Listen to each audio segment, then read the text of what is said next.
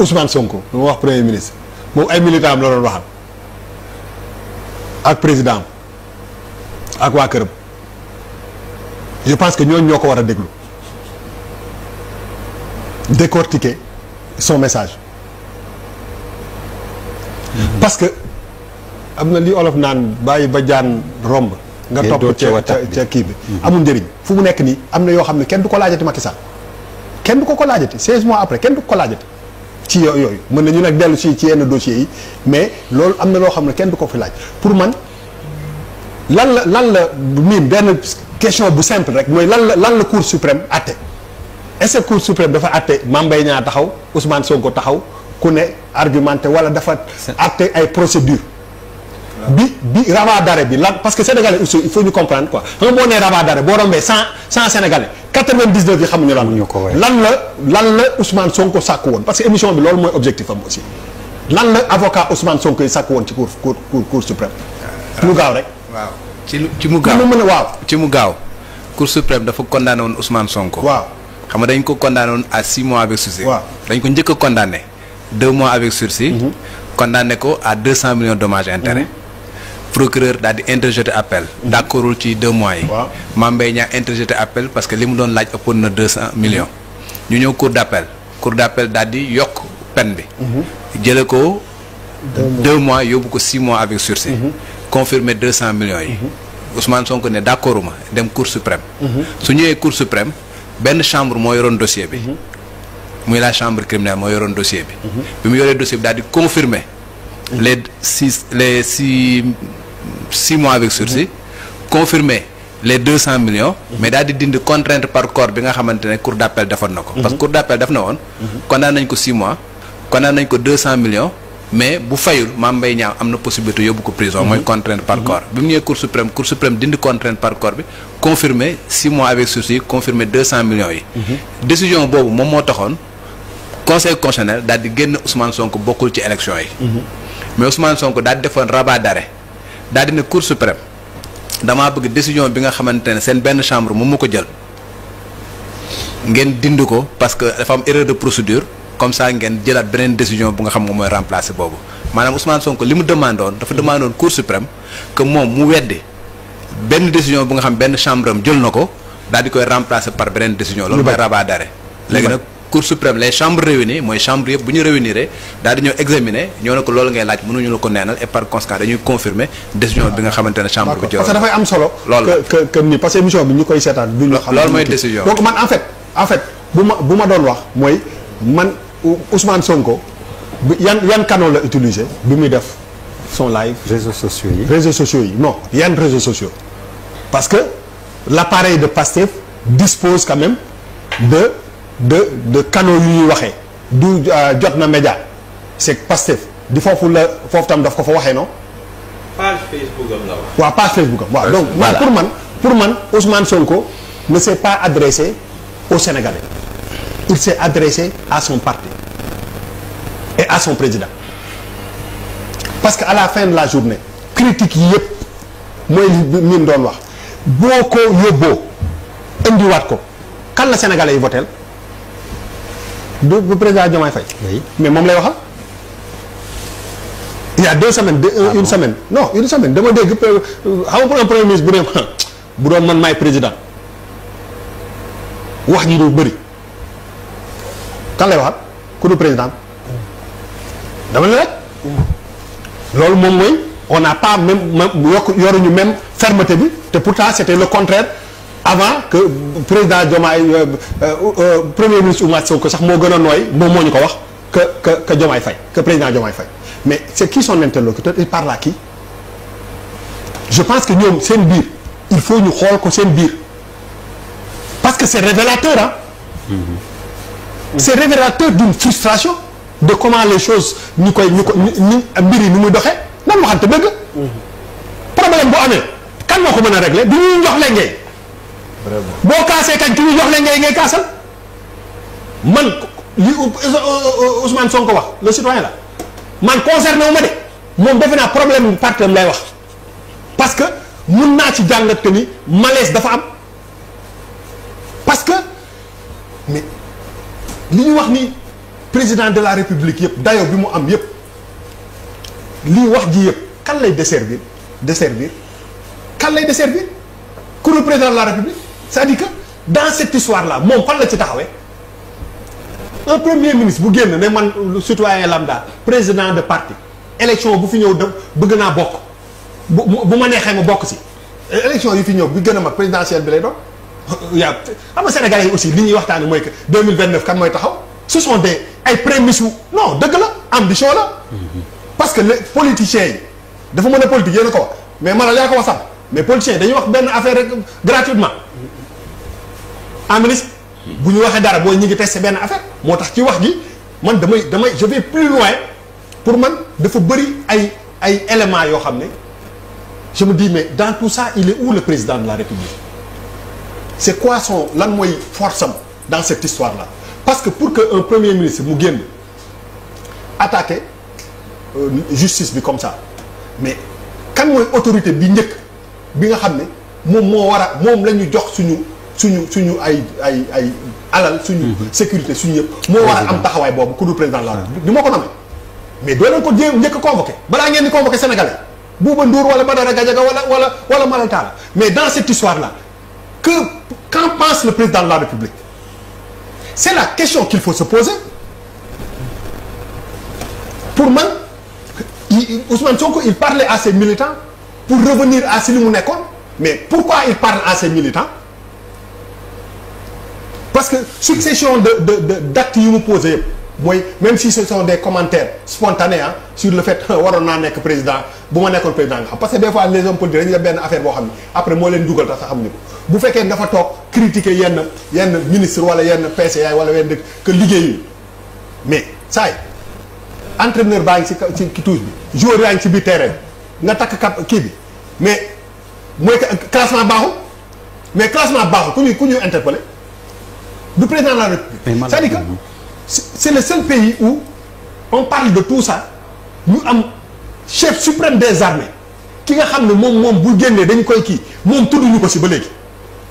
mais man su ma doon président dinaa ne mais attends man xanaa sama fauteuil bi bu nit yi di xool duñ ma xool parce que li ñu naan waxtaan day neex borom këram fekk big quel que soit le big moo jël ak benn feuille nga signé ne diw tabb naa ko lii am nga autorité ci moom yaakaar naa premier ministre bu génnee di def live du woo président ne ko damay def live c'est le minimum non c'est-à-dire que qu'en pense le président de la République pourquoi on n'interpelle pas ki nga xam ne moom la ñu fal oui da ngeen demoon kii assise de la justice yàgg naa ko fi wax assise de la justice lii mooy confirmer mooy que ku xalaat ni président de la République dina génn ci haut conseil de la magistrature da ngay nax sa bopp lii moom ce sont des actes yu ñu posé yu mu leer na ni loolu moom bu leen sax rêvé te réforme de la justice nii je sais que yéen am ngeen ci xam-xam ay nitu da ngeen xam article bi xam constitution loolu yëpp dëgg la code de procédure pénale ak lu ne article yëpp ngeen génne mais le sénégalais lambda moom xamut loolu moom dañ ko ne rek waa jii nekk ci palais bi tant que moom moo jiite am magistrat yi justice bi du dox moom mu ne wéy dem ci dimanche bu solu ba jekk ñëw rang xoolal daagu romb ay kees yu bëri bu nañu def ci tur mu ne kii de wax na ma ni président dootul dugg ci mbirum justice karek kat ba kooku loolu rek la kii woon nga dem ba pare nga ne ko non en fait li ma la doon wax sax c'est que du noonu demeewul noonu nël la demee parce que aujourd'hui on est très loin de cette réalité loolu la sorti premier ministre bi wane mooy que il faut pas rêver mooy que ces gens là koo xam ne yow yaa ko jiite muy def tooxi duuna bés boo ko bàyyi boppam xanaa mu gën a defi tooxi duuna ak liberté c'est-à-dire qu'on est très proche de cette liberté là donc aujourd'hui pour man c'est une sortie politique mais c'est une sortie qui doit interpeller les gens de Pastef pour ñu xam ñu ñoom seen bopp mais kan moo leen jiite parce que pour man il y a une crise d'autorité je ne vois pas le autorité wu président bi dans cette histoire là moom la ñu fal mooy premier moo tax Ousmane Sonko nekk premier ministre même bu dee Diomaye mooy Sonko bu Diomaye signé wul woon Sonko du nekk premier ministre président Diomaye bu signé wul woon Ousmane Sonko du nekk premier ministre mais dañuy coow ki c'est le seul pays au monde où on parle de ñu mel ni te doo ci dégg turu président bi dafa mel ni bokkul ci coono dañ ko teg na le et ça pose un problème est-ce que premier ministre n'est pas en train de génne ay frustration sur comment les état bi di ñu gérer les choses ah mais dëgg la man jàngat bi ma ci am mooy que le premier ministre il est frustré si approche bi nga xam ne moom la ñu gérer affaire bi et il le dit et il rappelle à ses militants que man sama credo lii la te kii fi nekk jiitu il ne pose pas les actes qu'il faut parce que ñoom ñoo fi nekk. du Bouba Ndour du Daouda Mine mun nga wër plateau àdduna yëpp tu ne peux rien changer ay xalaat rek ngay mën a joxe. ñoom ñoo mën a changer nan waxante dëgg am na ay changements immédiats defuñu ko fi ci justice bi ñu fal am na ñoo xam ne demuñu ay Tambacounda am na wala amul. loolu ce sont am na wala amul. am na bien sûr. ñaata lañu. Plusieurs. mais ñooñu ñëpp. ñoom ñëpp ku ci nekk rek sa tur daan na la kii donc ce sont des changements qui ont été opérés automatiquement parce que boo amee leen ngay war a mën fit bi ngay am pour def ko wala nga bañ ko def mais tey jii nii premier ministre Ousmane Sonko interpelle Badara man gëm naa ni man sama yoon ne aussi xamul tax si seen biir la parce que pour man ki muy waxal mooy ki nga xam ne moo yor leen ngay jiite war a teg yi nga xam ne moom noonu la ko gisee nee na te tegu ko léegi nag ñun Sénégal yi nga xam ne suñu yoon nekku si voté la ñu am ak ñaan mais ñun pourquoi ñu bëgg a gàddu xeex boobu te ñoom ñu war ko wax seen biir waxante ko seen biir parce que président de parti et président de la République ak a sore il faut faire la différence entre le président d'un parti et le président de la République quel que soit nag parti bi nga nekk quelle que soit popularité bi nga nekk am na benn nit boo xam ne voteelu la yaay président sa plénitude fonction boobu da nga ko war a fees ba nit ñi nga xam ne le sénégalais lambda danaan kër gi am na kilifa mais coow am ci kër gi te déggoo ci kilifa bi ça me pose un problème taxawaayu président bi dans toute cette histoire là parce que quand bu premier ministre waxee dara justice mais ça interpelle directement le président de la République pourquoi waxu ci pourquoi kenn waxu ci même gars yi nga xam ne dañu nekk ci biir parti bi Pastef c'est-à-dire que ils ont du mal à aborder affaire bi noonu te nag du ñu bàyyi ñoom ñu interpréter ñu affaire bi ñoom ni ñu ko bëggee parce que xam nañu dëgg bi et moi ce sont des problèmes comme ça mooy que dans toute cette histoire là discrédit bi ci justice bi c'est pas ci justice bi c'est sur le président de la République parce que c'est le patron et quand le patron ne dit rien si li nga xam ne Cour suprême la ñu wax mais c'est pas Cour suprême comme le mot l'indique Cour suprême dañu wax quand même am na ñoo xam ne tey jii ñi ngi toog seen kër yi seen doom yaa ngi am nañu ay sët seen ñi ngi toog seen njaboot taxaw toog seen papa yeeg yëpp toog dégg sama papa ñu koy wax lii boole ko ci kii bi mais comment ces gens-là quel sentiment ils ont corporation boobu yëpp ban la ñu am tey jii ni boo journalistes yi nga xam ne ñoo gën a bëgg a corporatisme la boo fi waxoon toog ne journalistes yëpp lii lañu ñoom ñëpp ñu génn attaqué ne pourquoi nga wax ñoom sax dañuy kii mais monsieur le ministre vient de le faire. waaw mais non mais bokkul ñëpp moom il vient de le faire donc dans cette histoire là le chef quand on a dit les politiciens ils n'étaient pas d'accord. ce qu'en pense le chef c'est très important on peut en étant premier ministre on peut pas être électron libre boo xam ne lu la neex wax mënul nekk c'est vrai. surtout quand tu touches à des trucs yoo xam ne ñun ñëpp ñoo ko bokk muy justice lu sacré ñu nekk ci benn yoon boo xam ne dañu ne dañ koy régler léegi ñu dem ba ci biir moom mu génn nee na mooy président parti bi il a élément yi mu joxe yépp ki fi nar a fallu sax boo moytul man maay dem topp ko élection municipale ñëw xawul jege si mais boo gars yi dañuy wax nii rek sax mooy que ki nar a samp boo moytul ki mairie de Dakar sax damay ànd ak moom ci biir affaire bi si il donne des mais ay code il faut gars yi bu ñuy wax da ngay déglu ci ginnaaw déglul bu baax nga xam ni am na ay prémices position yu ñuy teg ci biir wax ji il parle à ses militants mais il ne parle pas aux Sénégalais mais maintenant nag boo jëlee di wax ak ses militants boole ci justice bu boobaa justice ñoo war a régler problème et je suis d'accord bu fekkee ñi nga xam ne dañ leen di duut baaraam ñoom ñëpp ñu ne ceel que kenn waxu ci dara saa yi ñoom tamit bu fekkee ne liñ leen di wax kii au moins nga gis ay nit yu génn am benn taxawaay mais les gens ne tekk effectivement da nga naan ne xanaa gars yi dañu ragal wala dara wala décision yu ñuy jël bu dee dañ ko jël seen aqulaayu taala au nom du peuple mais ñooñu war nañu mën a am benn kii boo xam ne nit waru leen premier ministre waru leen ñëw jël bal seen loxo dugal seen biir ne leen ay am na si ñoo xam ne ay corrompu lañu ay lii lañu wax ko ouvertement am na yoo xam ne sax man bu amee xanaa wax ji live bi audience la waroon nekk entre président de la république et premier ministre ñoo waroon toog seen bureau ah waxtaane ko audience la woon dootul woon waru woon nekk audience publique mondiale c'était benn rendez-vous la entre son premier ministre ak ñu xool nu ñuy tojee seen bopp jinax ndax ñun dinañ ko nangu wala duñ ko nangu mais c'est pas un truc public donc buñ ko defee rek il y a de la politique il faut pas sortir de la politique dans cette histoire là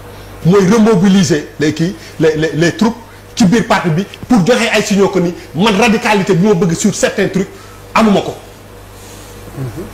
c'est ça man loolu laa si jàng mooy que je ne suis pas li ma bëgg ci biir parti bi amuma ko fermeté bi ma bëgg si yenn affaires yi il faut ñu def ko am na ay militants passés bi ma gis ne yéen a yore leen ngay dóoral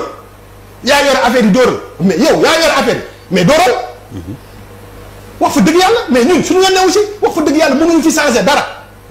waxtaanee leen ko seen biir te ñu jublu ci réew mi fii toll dans un pays où on parle de ça 2021 2022 2023 2024 barke Seydina Limamou avant Covid avant dañoo sonn on ne peut pas réouvrir ni wax ay ubbiwaat ay kii ay procès ah déedéet yëpp ya jàll bi réglé man dama daan toog fii xam nga dëgg rek la yàlla bëgg dama daan toog fii ne